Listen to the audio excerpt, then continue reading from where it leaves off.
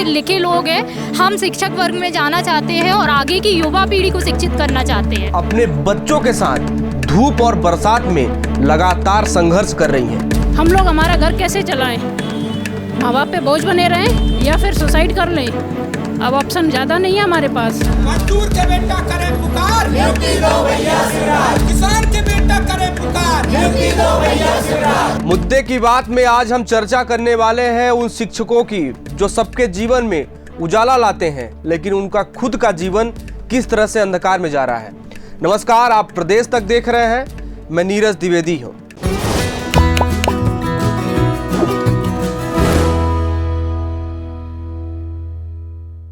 ये खबर प्रदेश के मुखिया शिवराज सिंह चौहान के लिए है, क्योंकि खुद को गरीबों के मसीहा, बहनों के भाई और बच्चों के मामा कहने वाले मुख्यमंत्री जी अब यदि नींद टूट गई हो और कार्यक्रम से जरा से भी फुर्सत हो गई हो तो एक बार प्रदेश की बदहाली की ओर नजर दौड़ाइए।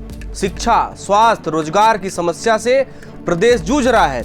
ऊपर से भ्रष्टाचार और महंगाई ने तो सबका हाल बेहाल कर दिया है। मैं आज यह सच्चाई इसलिए बताना जरूरी समझता हूं क्योंकि आपको जो जानकारी देने वाले लोग हैं वो मेरे हिसाब से अंधेरे में रखे हुए हैं। अंधेरे में रखने जैसे शब्द के पीछे तो कई कारण हैं, लेकिन एक आपके समीप का उदाहरण पेश करना चाहता हूं। आपके लोक शिक्षण संचालनालय भोपाल के सामने लंबे समय से आंदोलन कर रहे चयनित शिक्षकों का दर्द ना कोई सुन रहा है, ना समझने का प्रयास कर रहा है। मामा जी, आप शायद नहीं जानते होंगे, उस आंदोलन में आपकी बहनें अपने बच्चों के साथ धूप और बरसात में लगातार संघर्ष कर रही हैं। कई लोग तो ऐसे भी हैं जो 800-900 किलोमीटर दूर से चलकर यहाँ आंदोलन कर रहे हैं ताकि उनकी मांगे पूरी हो जाए, उनको भर्ती उनकी हो सके। आज मैं आपको यह इसलिए याद दिलाना चाहता हूँ क्योंकि आप शिक्षकों की भावनाओं को बखूबी समझते हैं, और जब आप मन से यह कहते हैं कि मैं किसान का बेटा हूँ, चिंता मत करना मेरी बहनें और भाइयों, तुम्हारा मामा, तुम्हारा भाई शिवराज है ना, चिंता की कोई बात नहीं है। जब ये बातें सुनते हैं लोग तो उनका जो सीना है ना वो चौड़ा हो जाता है। वहीं अब शिक्षकों की बात करें तो आप हर वर्ष शिक्षक दिवस पर क्या लिखते हैं यह सुनिए। मध्य प्रदेश के नव निर्माण में श्रद्धेय गुरुजनों का योगदान और सहयोग अतुलनीय है। निसंदेह आप सभी के आशीर्वाद से ही देश और प्रदेश नव निर्माण के पथ पर तीव्र गति से अग्रसर हो रहा है। ये आपके शब्द हैं मुख्यमंत्री जी। आप युवाओं के लिए, महिलाओं के लिए, गरीबों के साथ साथ सभी वर्गों के लिए कुछ न कुछ कर रहे हैं, तो बेचारे 2020 में चयनित इन शिक्षकों का आखिर क्या कसूर है? इनका गुनाह बता दीजिए। यदि इनका कोई गुनाह नहीं है तो फिर इनकी जायज मांगे मांगने में बुराई क्या है? इनकी जायज मांगे ज्यादा है भी नहीं, मैं आपको वो भी पढ़ के सुना देता हूं। इनकी पहली मांग है कि 2018 के रोस्टर में जो पद जारी किए गए हैं उन पर भर्ती की जाए। दूसरी मांग है कि प्राथमिक शिक्षक भर्ती परीक्षा वर्ग 3 के 51,000 पदों पर बहाली की जाए। तीसरा है पदों में वृद्धि करके प्राथमिक शिक्षक भर्ती परीक्षा 2023 कराई जाए।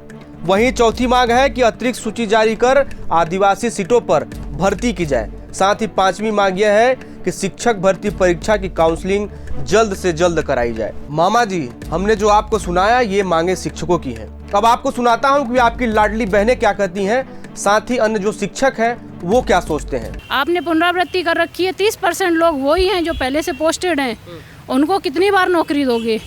हम लोग हमारा घर कैसे चलाएं? माँ बाप पे बोझ बने रहें या फिर सुसाइड कर लें? अब ऑप्शन ज़्यादा नहीं है हमारे पास। अब नहीं सुनोगे तो शायद यही करेंगे 2-4 लोग, जब शायद सरकार को समझ आए कि हमारी मजबूरी क्या है। अगर हम लोगों को नियुक्ति नहीं मिलती है, हम घर घर, गांव गांव, गली गली, कूचे कूचे में जाकर बीजेपी का बहिष्कार करने का काम करेंगे। और ये सारे सदस्य और जो यहाँ उपस्थित हैं, सिर्फ ये नहीं, जो यहाँ उपस्थित नहीं है, जो पात्र हैं, जो अपने घरों में बैठे हैं, वो भी इस कार्य के लिए हमारे साथ हैं और हम ये कार्य करके दिखाएंगे। तो सरकार को हम सड़कों पर भी ला सकते हैं, हम इतना क्षमता रखते हैं। सरकार हमको एक वोट ना समझे। हम गांव-गांव में कोचिंग पढ़ाते हैं, स्कूलों में पढ़ाया है, हमारे पास 1000 का वोट बैंक है। ऐसा ही आप किसी को 1000 का वोट बैंक समझें। ये सारी महिलाओं 1000 का वोट बैंक है, ये भी 1000 वोट बैंक है। आप ये समझो कि कितनी तादाद में हम लोग हैं, तो हम लोग सत्ता परिवर्तन भी कर सकते हैं अच्छी तरह से। यदि सरकार हमारी मांगों को नहीं मानती है तो हम लोग सरकार का सत्ता परिवर्तन करके लेंगे। मैं अपने जीवन से सर इतना तंग आ चुका हूँ कि मुझे बहुत दुख हो रहा है। यहाँ मैं 7-8 बार आता हूँ लेकिन हमारी कोई सुनवाई नहीं हो रही है, ना हमारे पदों में वृद्धि हो रही है। हमें आश्वासन देते हैं अधिकारी और हम वहाँ DPI में जाते हैं। क्यों लिए हैं? सर हमें बुखार आता है, हमें वहाँ बुखार आ गया था सर स्टेशन पे, तो हमने गोली खा ली थी, फिर हम यहाँ आए हैं सर। हम वहाँ शिक्षा मंत्री के यहाँ जाते तो हमको पुलिस भगा देती है, यहाँ आते हैं तो हमारी सुनते नहीं है, ना बोलते हैं मुँह से। हमारी मामा जी से बड़ी अपील है कि हम बहुत परेशान हैं, दुखी हैं, हमारी कोई सुनने वाला नहीं। आज आप भी हकीकत से वाकिफ हो गए होंगे। मेरा मानना है कि जो जायज मांगे हैं उनको मानने में कोई समस्या नहीं होनी चाहिए। ये चयनित शिक्षक सत्ता परिवर्तन का हुंकार भर रहे हैं, साथ ही सत्ता से उखाड़ फेंकने की बात कर रहे हैं, क्योंकि लंबे समय से महिलाएं और लोग अपना घर परिवार छोड़कर गर्मी और बरसात में एक तंबू के नीचे अपने कुछ मांगों को लेकर वर्षों से संघर्ष कर रहे हैं। उनको लगा कि मांग पूरी नहीं हो पाएगी, उन्होंने आमरण अनशन का भी तरीका अपनाया।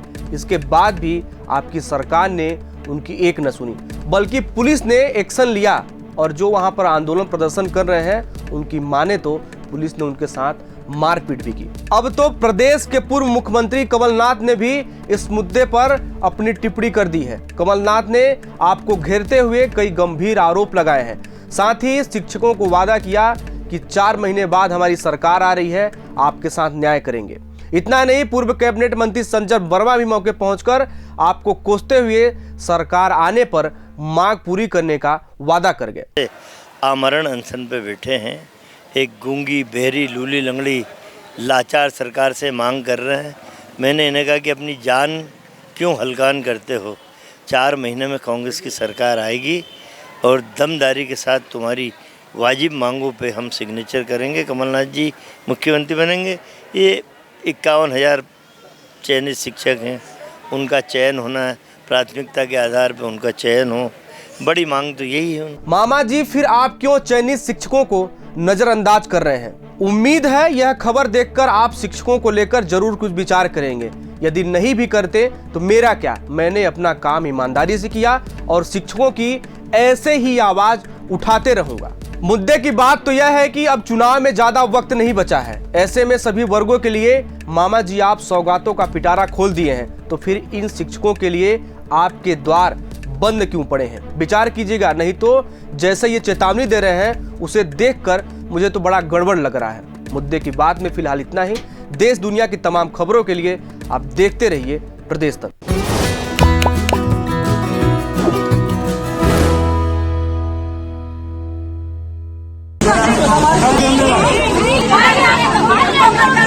पढ़े हुए लिखे लोग हैं, हम शिक्षक वर्ग में जाना चाहते हैं और आगे की युवा पीढ़ी को शिक्षित करना चाहते हैं। अपने बच्चों के साथ धूप और बरसात में लगातार संघर्ष कर रही हैं। हम लोग हमारा घर कैसे चलाएं?